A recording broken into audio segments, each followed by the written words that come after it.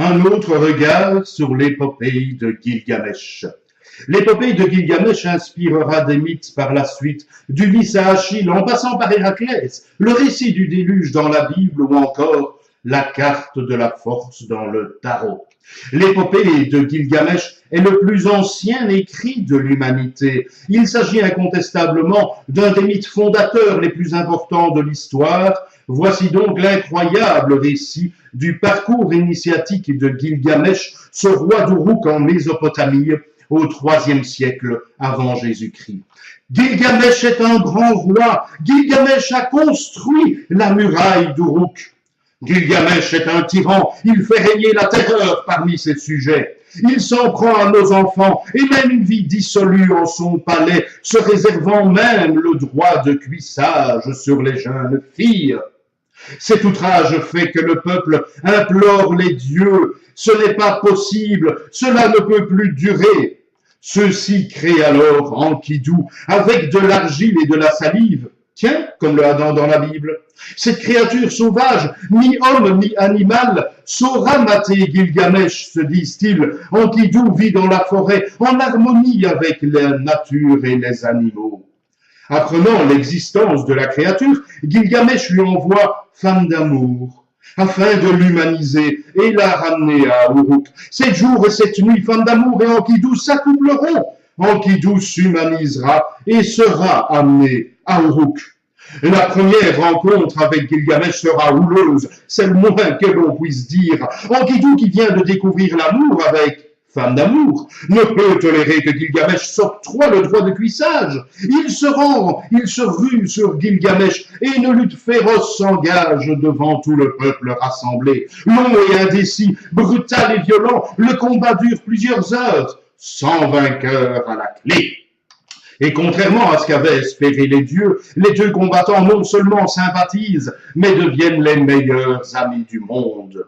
Gilgamesh s'assouplit et gère son peuple avec humanité. Enkidu s'humanise davantage de jour en jour. C'est alors que la soif de gloire et d'aventure reprend Gilgamesh. Gilgamesh veut affronter Humbaba. Humbaba est un monstre, un géant qui garde la forêt de cèdre, dont le bois précieux sert à la construction des temples les plus somptueux. Tout le peuple, tous les ministres et même Enkidu tentent de dissuader Gilgamesh d'entreprendre l'expédition en vain. Nos deux amis se mettent en route et les voilà arrivés dans la forêt gardée par Humbaba.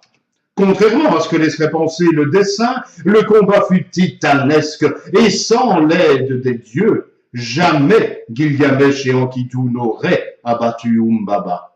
Ils parviennent tout de même à les tuer et c'est tout auréolé de gloire qu'ils peuvent ramener le bois précieux à Uruk. Ayant assisté à tout cela depuis le panthéon des dieux, Ishtar la belle, Ishtar la séduisante, Ishtar la princesse des dieux, Ishtar l'envoûtante, tombe amoureuse de Gilgamesh et essaye de le séduire. Mais celui-ci refuse ses avances et la repousse violemment. Furieuse, Ishtar lâche le taureau céleste sur terre afin de se venger. Ishtar lâche le taureau céleste, bête furieuse et dévastatrice dont les ravages et les désastres obligent Gilgamesh et Enkidu d'entrer dans la danse. Nos deux héros n'ont pas la partie facile. La bête est d'une force peu commune et d'une rage incontrôlable. Néanmoins, nos deux amis parviennent à le tuer. C'est à nouveau triomphant qu'ils rentrent à Uruk, le corps de l'animal traîné derrière leur char. En guise de moquerie envers les dieux, ils dépaissent la bête et en jettent les morceaux aux pieds d'Ishtar en rage.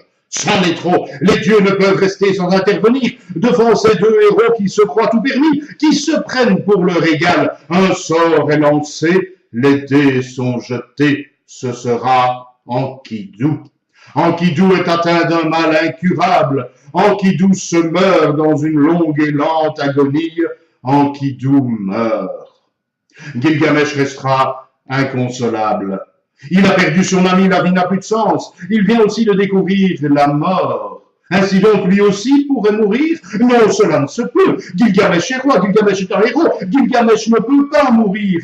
Gilgamesh entre dans la seconde partie de son mythe. À la vidéo suivante.